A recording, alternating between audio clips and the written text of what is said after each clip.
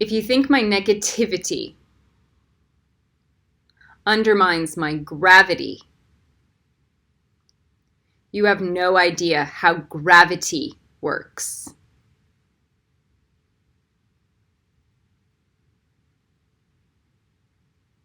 This is a post on my Facebook. The picture next to it is a crow dropping a bomb.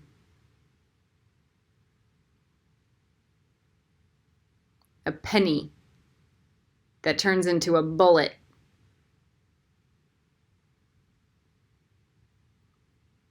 You know how you're a witch? You go, I am gravity.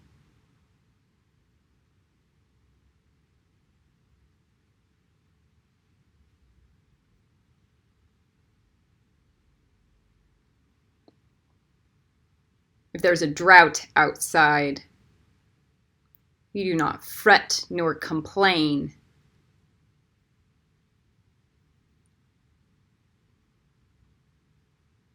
You go out into a field,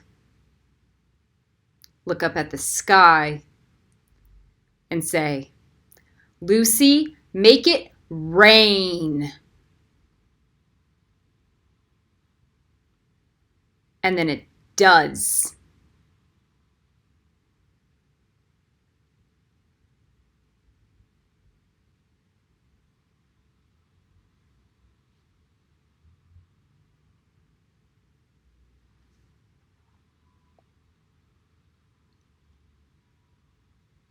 Babaji said I moved my big toe yesterday. And the day before that, I got into the car. So yesterday I went to celebrate by feeding the crows. And in the garden,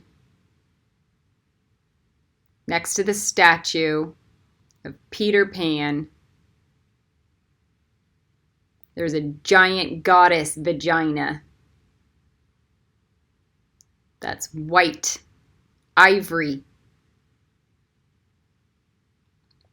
A giant witch's portal. And in that crow garden, I meet these birds there. But yesterday, the pigeons decided to show up too. I tried to feed the crows, get it away from the pigeons. They've never done that before. They rarely fight or compete with food on the crows' turf.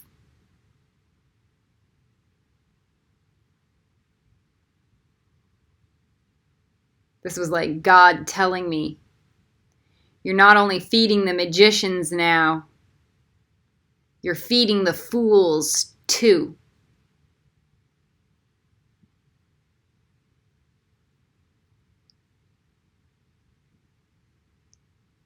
At least they have an empty cup.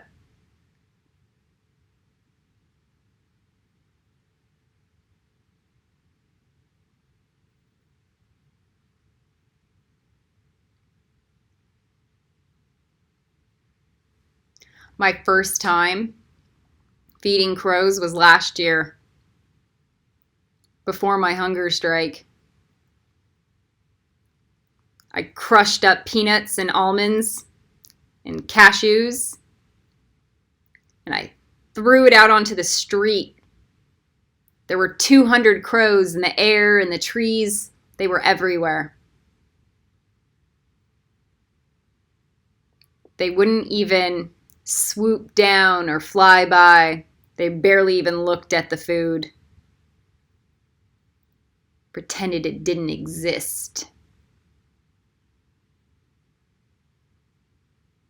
They weren't going to feed until I exited scene. And then when I came back, everything was gone.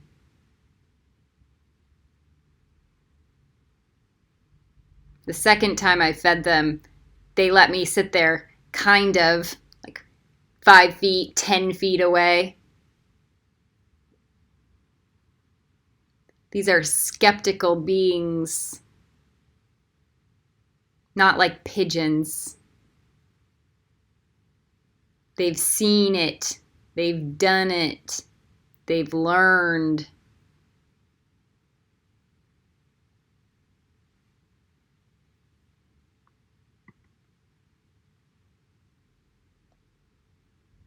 I'm always nowadays in like this circle of crows. I'm always in a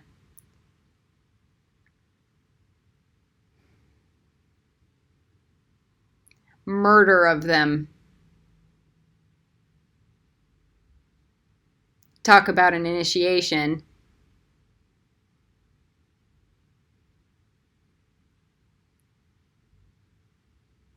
You can't trick a crow. So I want to bring them closer. I want them to come in. They're usually like a few feet off in the distance as I feed them. I like to feed them in a circle, right? So I feed them. I try to put the peanuts closer to my body so that they can feel comfortable moving toward me. They don't. Not really. I want them to eat out of my hands. Maybe if I get them closer, eventually they will develop. They don't bite.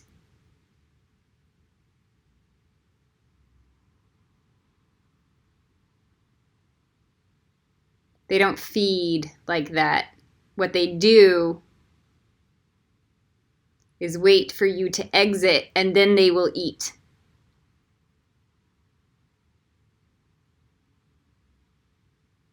So eventually, though, if you build trust and familiarity, you can get them to eat out of your hands. The first time I did it, it was miraculous. I thought it was going to take me months to build this. When I can vibe with them and feel like family, they come closer. I had one peanut in my palm. One. And the crow was close enough in range and not skittish and came in with its beak, turned its head, and got that peanut and extracted it with surgical precision, like playing a game of Operation.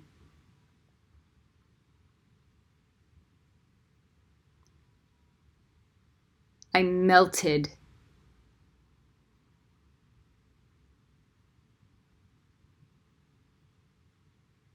And then it gently backed away. These birds are discernment.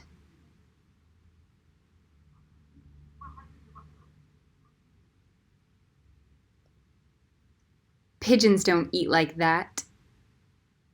Swans, geese, seagulls, hummingbirds, none.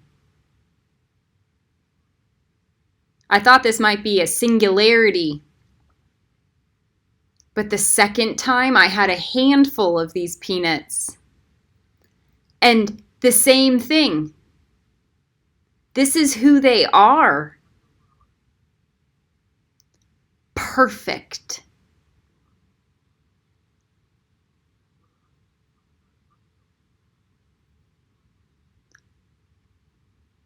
Like a ninja.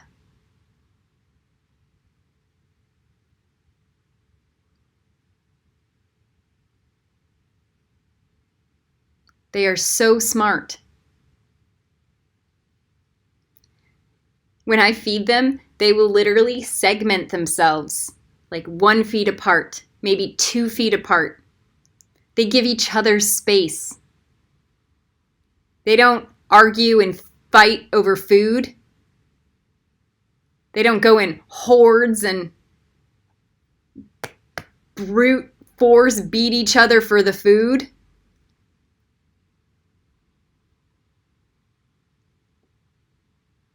Sometimes when I show up at the crow garden, I'll whistle. They'll come, like 2 of them, 3 of them, and I'll start to try to feed those. And they won't take the food. What they will do is turn their head and crow for all their friends to join in, to join the feeding party.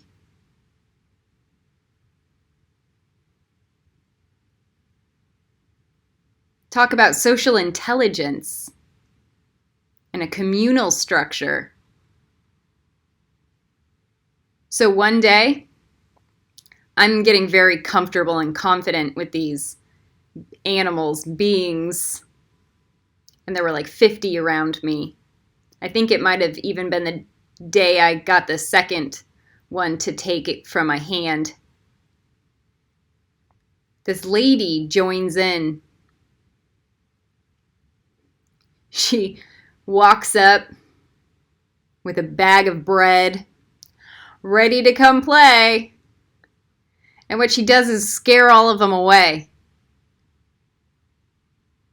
She doesn't vibe.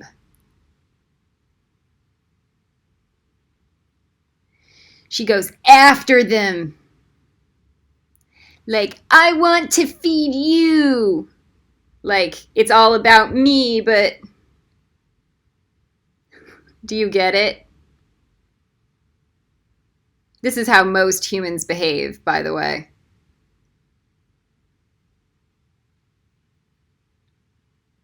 She ruined my party. Zero intelligence to harmonize with nature. Zero.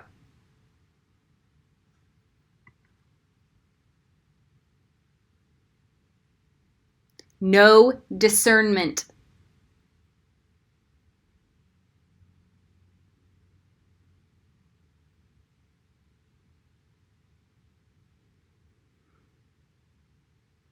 My favorite part, feeding the crows. This is where it gets real fun.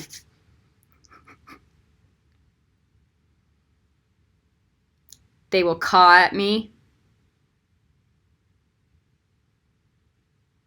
And then they'll open their beak. And I'll take my peanut and I'll throw it in to their mouth. And they'll catch it repeatedly. You have never known joy.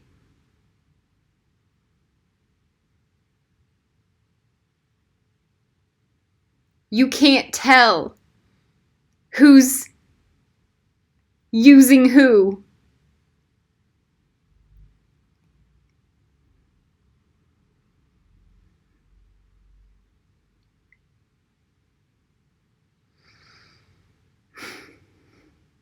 Moving to London was really hard for me. I had spent a number of months on the beach, getting a lot of sun and having a lot of fun. Playing games, writing, taking kind of a funger strike, funcation. I had developed this like lightheartedness about life amidst starving halfway to death. And then I move in with London, with Simon. I tried to get him to buy a deck of cards so that I could like smile again. Laugh. He goes, "You don't get it. I don't have fun playing games."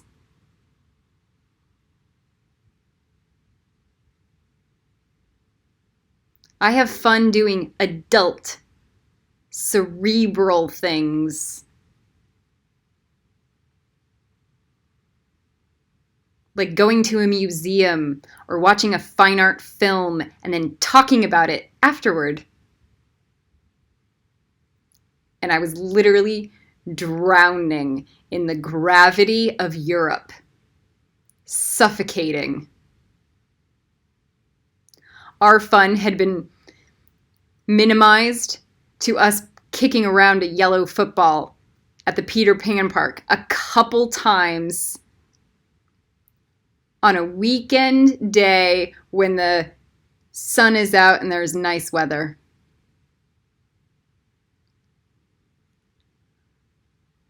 And I was dying for something that we could do together, where we could have a shared enjoyment.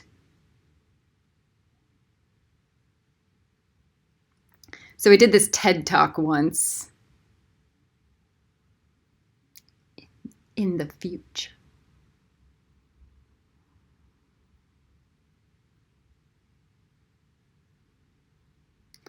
No, I did this video called I Broke Through the Matrix Last Night and Made It Into My Slave.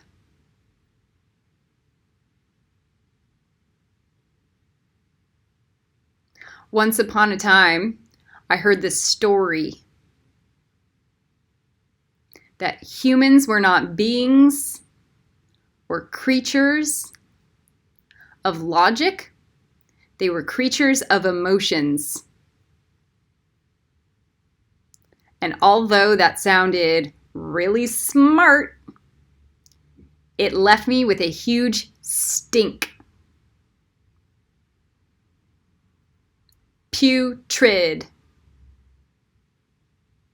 Because I kept going, but I'm a creature of logic. So how can that be?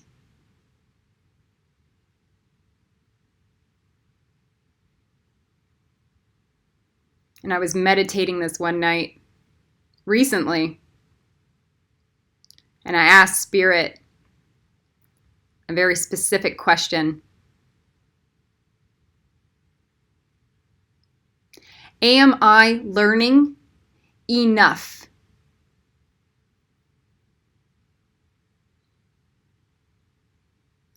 And the matrix broke to pieces. And the calcification on my aura shifted. And my brain grew. Because I had broken through with the key.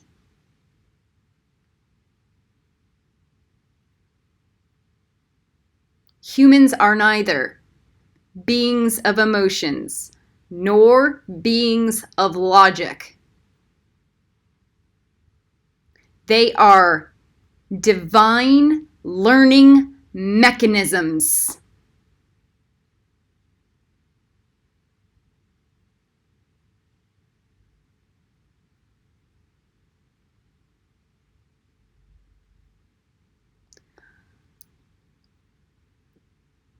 With one question,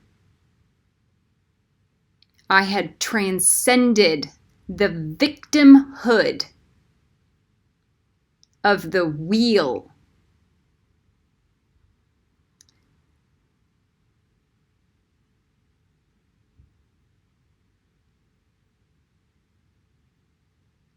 Being at the mercy of life's lessons. And instead turned the matrix into my personal assistant.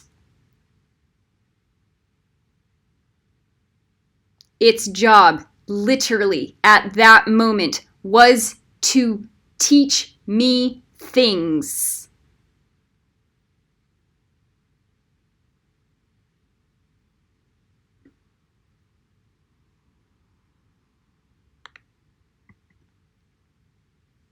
So in the process of teaching Kabbalah 99 and preparing, I have had to see a number of trailers for Masterclass on YouTube. And a lot of them I have enjoyed, including Hans Zimmer talking about creating movie scores. And he gave me the emotional understanding that I could actually write music. He made me believe that I could do it. And within 2 days, I started downloading melodies and tunes to start creating and composing. I have never, ever composed anything yet. And then I watched Joyce Carol Oates talking about storytelling and short stories. And then 2 nights later, waking up and writing my Little Green Dragons poem, which I plan to turn into an industry.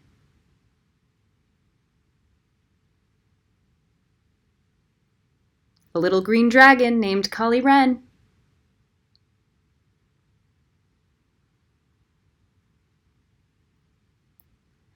And I watch Anna Wintour strutting her stuff. And I start making my videos have more authentic personality. These are just the trailers.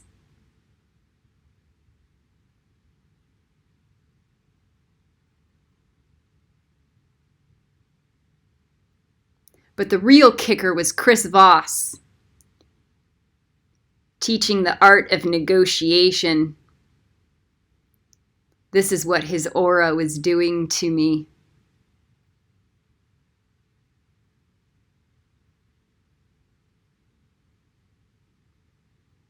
And I think to myself, I could use those skills. I was sold.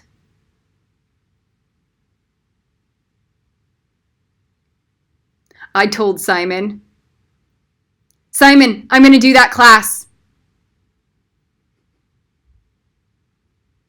Simon goes, I'll do it with you.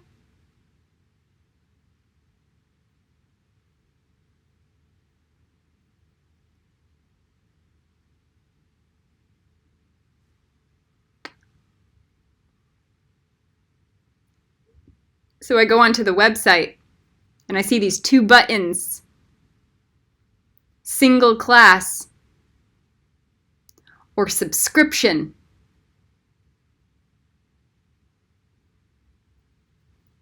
And I see £85 next to single class. And I'm thinking, oh crap, is each lecture from Chris Voss £85?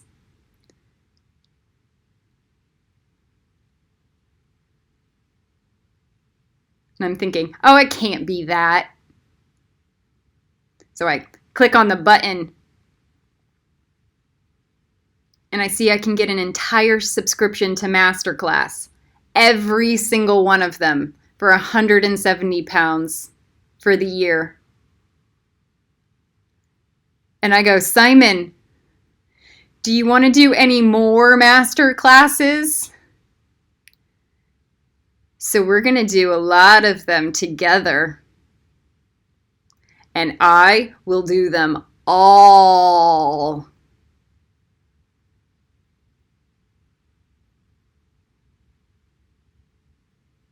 I will become your petri dish.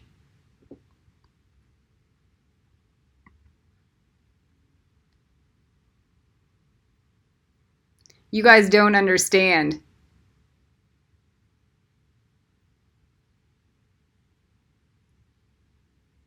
Simon went to Eton, Oxford, Cambridge. His idea of fun and joy is being better and smarter than all of you. And now we finally have a shared activity to enjoy ourselves in.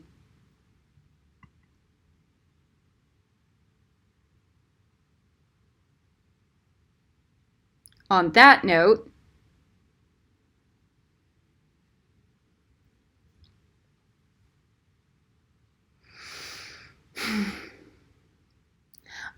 I have asked and requested Simon for every video I produce to give me a performance review. He is to give me 3 things that he has learned in each video that has impacted him, and then 1 critical feedback, constructive criticism of something he'd want me to change.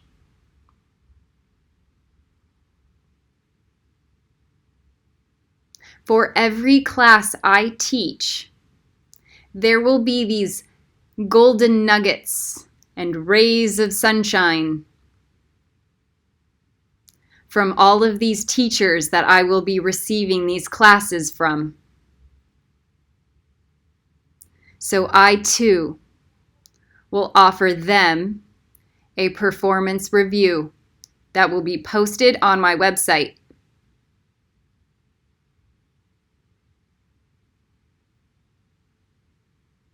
In the same format or better. It will be an instant review, a 1-year review, and a 5-year review, possibly 10, because I understand latent activation so that you guys can determine and see, perceive clearly this, what your seeds have sown.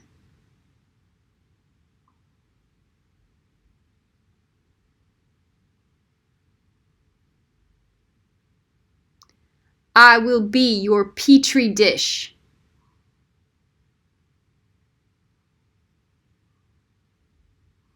And what gives me the authority to do this? My mother's middle name is Jean. Her mother's name is Jean. My father's last name, my last name is Grainer. And I am here to teach you Hermetic, Hermes, Hermione's Kabbalah, and whatever J.K. Rowling has written about that character. It's because she downloaded it from me. And whatever profit she receives from selling her fake plastic wands.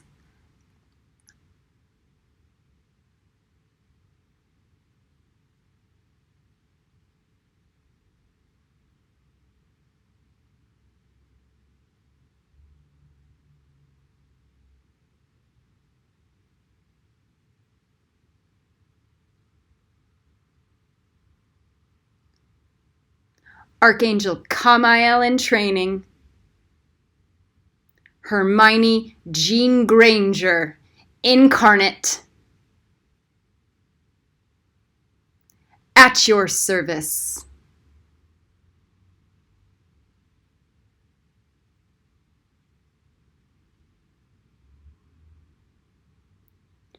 Discernment. And I will end this on another note. I watched this TV show, Sex Ed, on Netflix. I will be offering it as homework for Yesod. There is this dark femme, crow-minded character with that black ring of witch in her aura. And in one of the scenes, she is sitting in a review, defending herself for being in trouble. And the principal is asking her why she deserves to get to stay at that school. And her response is, I am smart. I read Jane Austen when I was 11.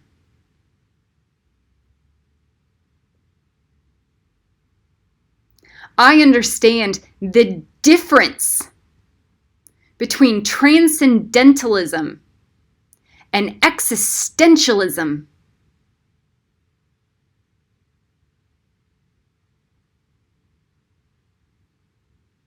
When I heard that, I go, I can't even do that. So I run to Simon.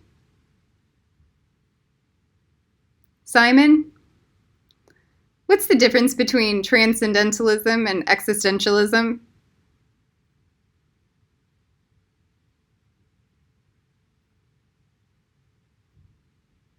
He exits the scene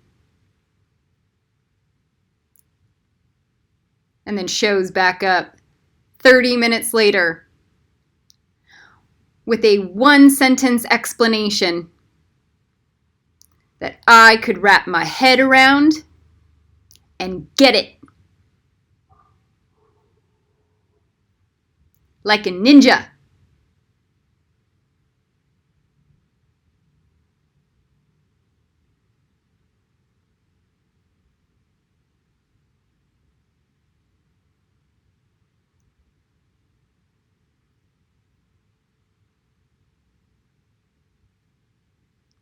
How to turn a witch into a muggle? Tell them something like that doesn't matter.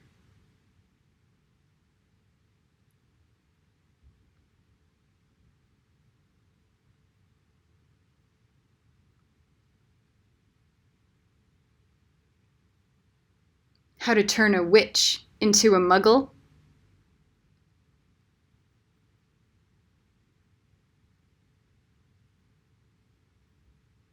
Tell them the difference between transcendentalism and existentialism doesn't matter.